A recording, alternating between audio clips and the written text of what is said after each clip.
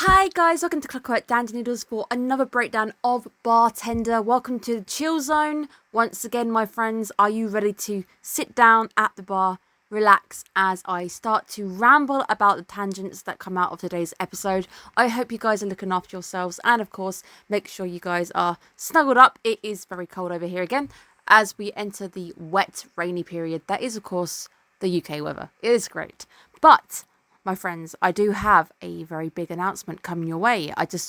Not yet, not ready just yet, but I have a big announcement coming your way very soon. So I hope you guys get excited with me for that big announcement. But thank you once again for tuning in. Make sure you guys are subscribed. Definitely subscribe if you're going to want to keep up with the content. And there's going to be more features coming your way very shortly that might tickle some different itches. Definitely make sure you stay tuned because you're definitely not going to want to miss this one, I think. It's going to be big. Let's get straight to the episode today.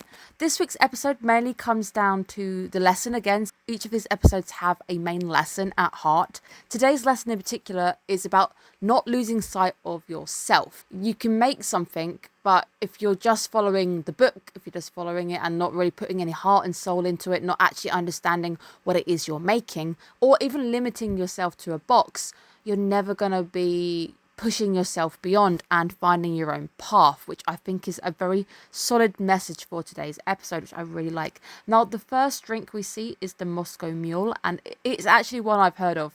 It's a very rare occasion where Becca's actually heard of the drink because, as I said, I don't often drink really because I'm not really that social. I don't really have many people to hang out with, but this is one I have heard of. I think it's a drink that is quite flexible with this one. So I've seen people do things with the drink, whether it makes it into a food or not, which I think is very interesting. Now, I do like this week the relationship between the bartender and the chef. Both of them dealing with food or culinary aspects, because I do think food and drink is part of the culinary world, so I consider them in the same boat. Understanding that both of them are leading by example, explaining how important it is to be open-minded. Again, when he's telling him that there's honey in here, the guy was not even considering the fact that it could be in there. So that is a big part of the first part of this episode, where we're trying to get this top chef to come and work at the hotel because that's the guy that they need to replace. A lot of what comes up with him is he limits himself to a box, and it's the idea that your own preconceptions about a cuisine can really hinder you. If you start going, well, Japanese cuisine has to be like this, but you don't start flexing it or you don't start doing things with it, you can actually harm yourself by not really giving yourself that limit, starting to think outside the box, which is all about what this guy does. So they end up doing this taste test, the taste test again happening. And of course, you do see the fact that the bartender couldn't even detect the honeys. Everybody can do it. Even the bartender himself got sidetracked because he believed that, I think with the Geysers, that they were just going to be the same old, and he wouldn't consider the fact that you put honey in there. Your own preconceptions can sometimes throw off how you view the world, I guess. And I love the fact that if you just stay within your own box, you're really not going to be hitting it every time. You're not going to be accepting that Japanese stuff could be different, or this could be sweet, and I never considered this. So it's a very nice episode which tells you to basically open your mind. If you go in without any expectations, you can sometimes be very much surprised. I like the fact that they bring the female bartender back, retouching on a story from before. Remake 2024 is definitely very different from the original. It's very story driven, which I like. The first one was more episodic and it focused more in on this is how we make this. They'd even give you the recipe at the side so you know how to make it yourself. I don't know how many people did. The original definitely felt more episodic. This is today's episode. This is the meaning. This one here is definitely starting to pad out. We're starting to see the bigger picture of how these guys are putting together their lineup in this hotel. We've got the chef. We're still looking for the bartender, but you can see the interconnection between bartending and food, and it's really, really nice. The female bartender this week as well, coming back, and she hasn't given up, but she's finding that she can't create a drink with a real flavour or a real face, as they call it. And it all falls back into what we've covered this episode, when the idea of, limiting yourself. And she's essentially following somebody else's example. And sometimes if you do that, you could sit there and learn from the best. But if you don't fully understand it, or if the way that they teach isn't quite how you yourself learn, you will find that you're not going to be able to recreate much, or you're going to be very upset with the results that you're going to get. She is feeling down in the dumps, and of course our boy is going to step in and have a nice little treat up his sleeve. And the second bar is called Hell's Arms. So the second bar is really, really cool. I really like the vibe.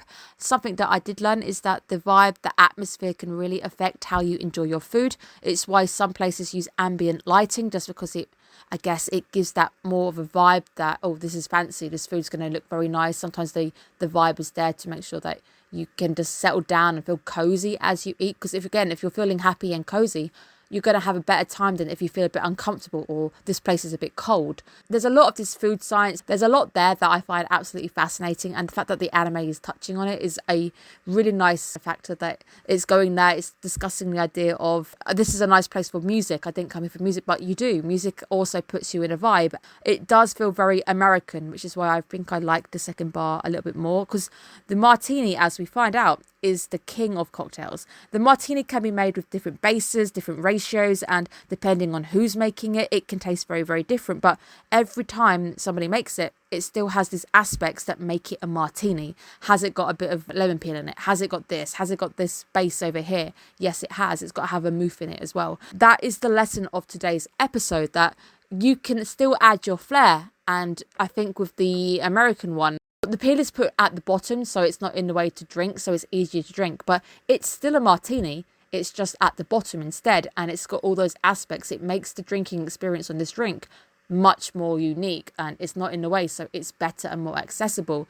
And it's really nice to also see that once upon a time, our boy was also in the same place. Our boy was also there, struggling to find his way, not sure which direction he's going to take, not sure what it was that he himself wanted to achieve. He does seem to have a bit more of a determination to, this is what I want to do. Unlike the girl, he has a bit more of a direction, which is nice because he's being harsh to get a good reaction. If you don't want to do that, you should just sit on that side of the bar.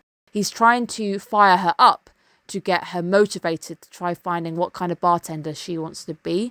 It's a very, very good episode, and I'm definitely enjoying this one. A lot more than I thought I would. I'm not going to say it than the original. The original itself is a very different roller coaster. They're both different beasts, but they are both, like the martini, they are both variants which make up Bartender. They're both showing Bartender in different lights. A very nice metaphor there from me. So I feel like this anime has definitely got a lot of potential. A lot of people are coming to me saying they're enjoying it, so that makes me very happy, because originally I didn't think I knew very many people who had actually seen the original. Bartender was out there, but only people who had dug deep enough or fallen to that part of the anime world had found it. It was like an original anime. I never imagined that we'd be getting a remake on an anime like this, where the original did the job. It did exactly what it needed. I didn't imagine it being different, but adding the storytelling elements is really making it nice to follow. Very excited to see where we go next week. We're approaching the halfway mark. We've got 2 weeks before the midway review.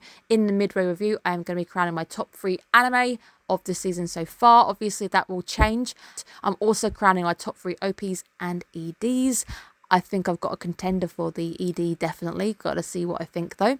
But very excited to bring that to you. Of course, my big news is coming out at some point. I need to decide when I'm going to do it and how I'm going to do it. But I've got big news. And let's just say there was a moment in the anime this week where I saw the Tokyo airport and got very excited. Thank you guys so much for tuning in. I hope you're looking after yourselves. Have a great day, guys. Bye-bye.